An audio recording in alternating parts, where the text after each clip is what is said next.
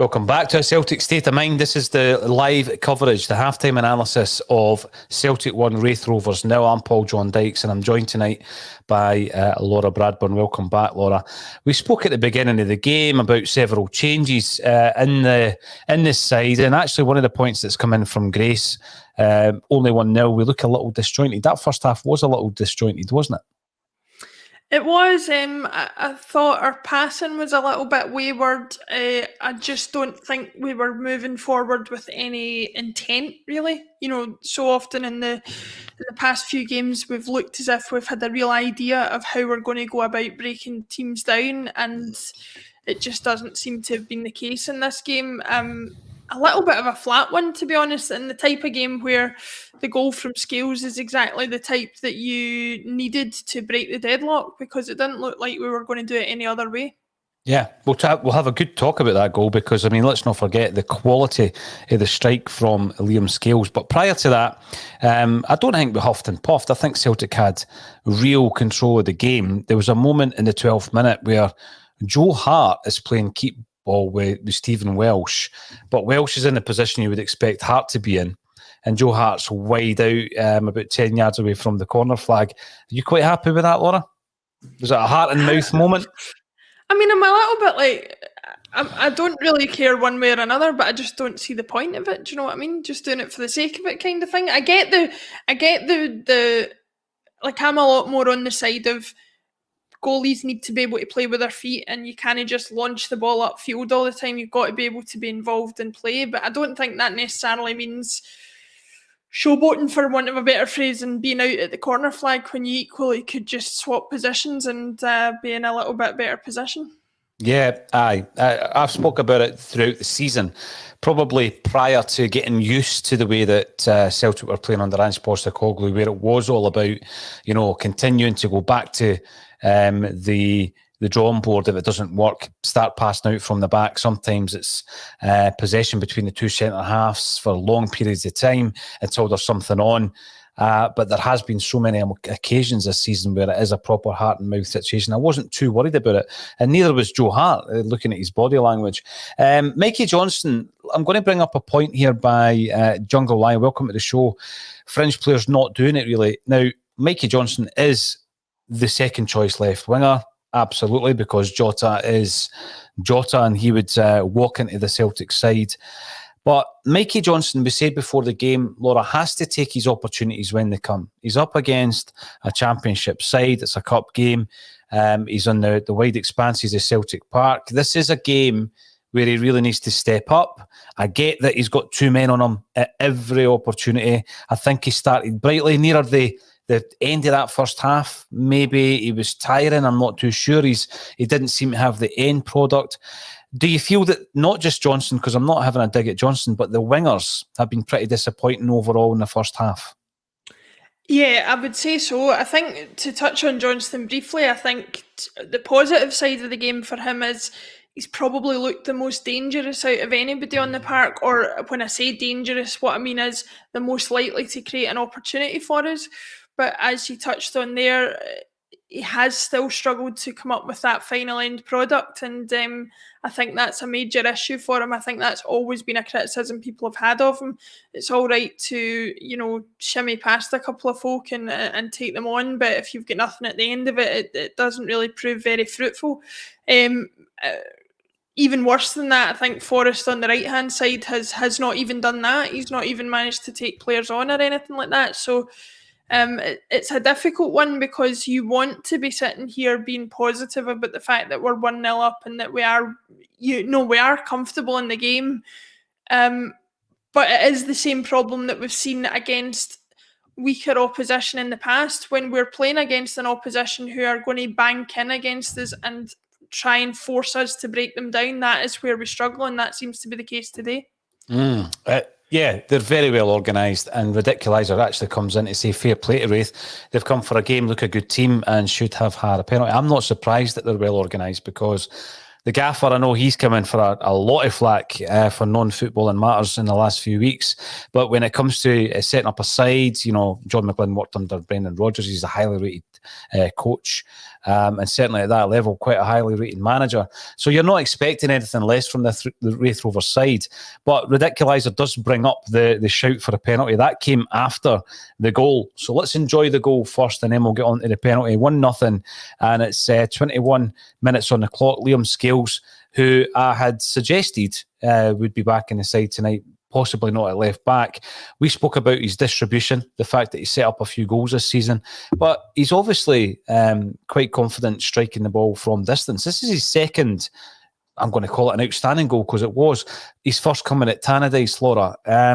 But it seems to be part of our makeup where the fullbacks are getting in amongst the goals. I've seen Ralston scoring a few absolute belters. Juranovic loves to strike a penalty, of course. And Scales, who hasn't had many games, just double checking now, this is his 12th appearance, I think, Scales. Yeah, 12 appearances. Obviously, a lot of them have been off the bench, and he scored 2 absolute crackers, and it's decisive at this moment in time. Yeah, I mean, it was as clean a hit as you're likely to see. The pass in from Rogic was equally pleasing to watch. He didn't. So many players in the position Rogic was in would just have swung a ball in, hitting Hope style to into the middle of the box to see if somebody could get on it. But he saw Scales in space, and not just the clean hit from Scales, but the first touch to set himself up was fantastic as well. It's great to have players like that in the squad. We all know the players we've talked about in years gone by who loved a dig from outside the box, even though they weren't necessarily very proficient at it. It seems like we've got a few players who like a dig as much as being good at doing it, and Hatate and Scales specifically, as well as Juranovic and a few others, so... And I do think that it's vital to have that. Lots of people say that you need to be able to play the ball into the net, or you need to be able to break teams down. Sometimes if that's not working, you have to be able to have these players in the team who can take a shot from outside the box that isn't just a hit and hope, that is something that's going to cause danger. And Scales certainly has that in his locker, as he proved today.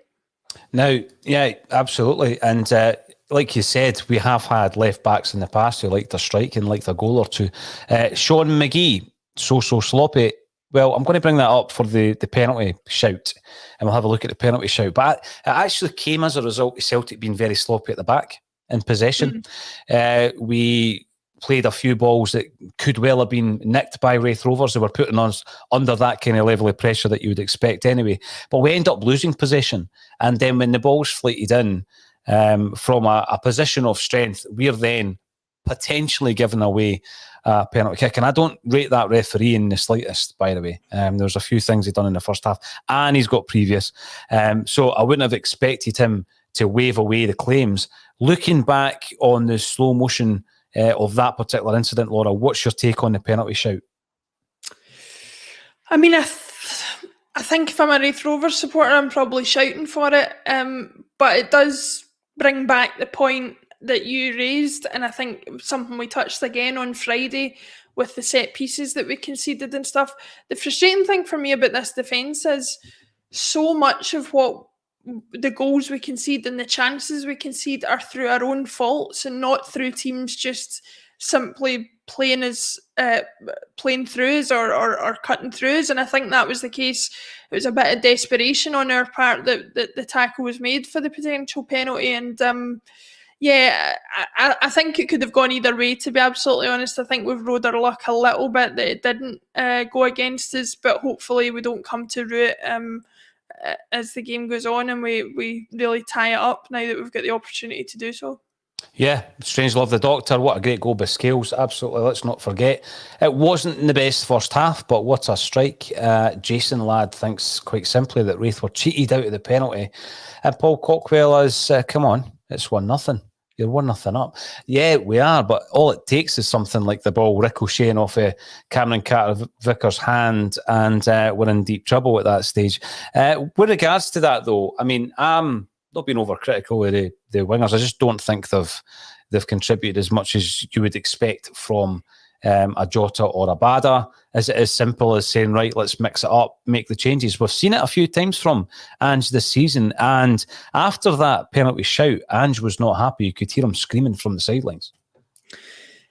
Listen, I think one way in which we are going to be miles ahead, if not only in ability, then surely it's going to be fitness. And so, Raith are not in a position where they have the number of players to bring off the bench that we have, or certainly not the quality that we have off the bench. I think the best thing for us to do is to continue controlling the game, have them chasing the ball, trying to close us down, tire them out, and then freshen up the legs at about 60 minutes or so. And we should be able to see the game out.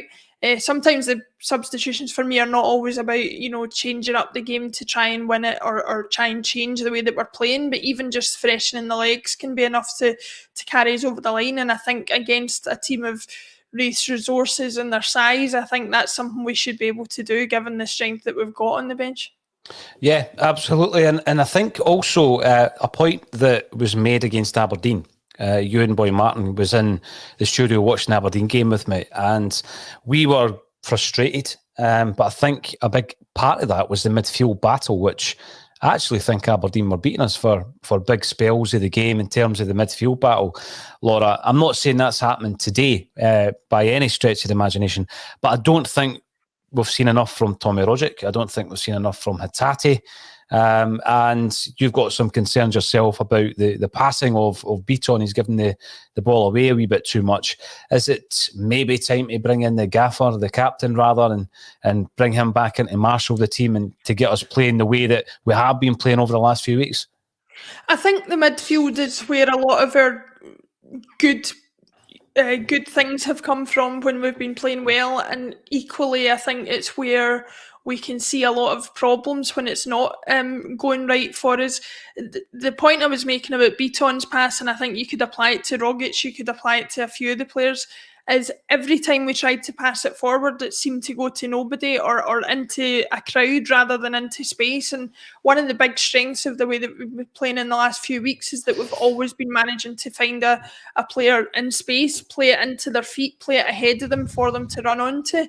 And in today's game, we're playing it into feet, but a lot of the times our players have got their back to goal and we're kind of struggling to get on the turn and take Raith at pace, which is how we're going to break them down, I think. So whether that is a combination of freshening up the front line and the midfield or not, I'm not sure, but I certainly would be looking to change something up. I think either Beaton or Rogic has to be replaced. I would go as far as to say one of them has to be replaced at half-time to see if we can change things around, pretty quickly. But if not, then certainly as early on in the second half as possible. Yeah, Raith Rovers are on the park, Laura. They're waiting for Celtic. Ange Postecoglou may well have a few choice words for the Celtic team before they come back on the park, which they are doing right now. Raith have made a change in Atters on for Ben Williamson, a player who I rate very highly.